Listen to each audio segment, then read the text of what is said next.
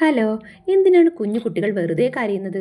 അവർക്ക് ഉറക്കം വന്നിട്ടാവാം, വിശന്നിട്ടാവാം, അല്ലെങ്കിൽ വയറുവേദന എടുത്തിട്ടാവാം.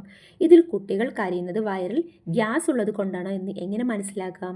അമിതമായ കരച്ചിൽ എത്ര ആശ്വസിപ്പിച്ചാലും കരച്ചിൽ നിർത്താതിരിക്കുക. ചുവന്ന മുഖം, മുട്ടുകൾ നെഞ്ചിലേക്ക് വലിച്ചു നീട്ടുക, കൈ ചുരുട്ടി പിടിക്കുക. ഇത് എപ്പോൾ വേണമെങ്കിലും ഉണ്ടാകാം.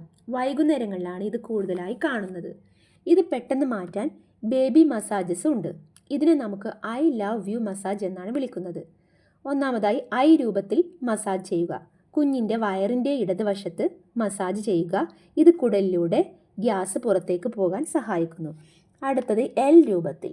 കുഞ്ഞിൻ്റെ വയറിൻ്റെ മുകൾ ഭാഗത്ത് നിന്നും ഇടതുവശത്തേക്കും പിന്നീട് താഴോട്ടും ചെറുതായി അമർത്തി മസാജ് ചെയ്യുക.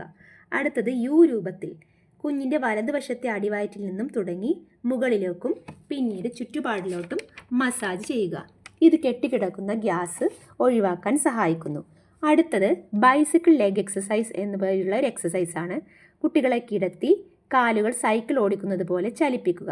ഇത് ഗ്യാസ്, മലബന്ധം എന്നിവ ഒഴിവാക്കാൻ സഹായിക്കുന്നു.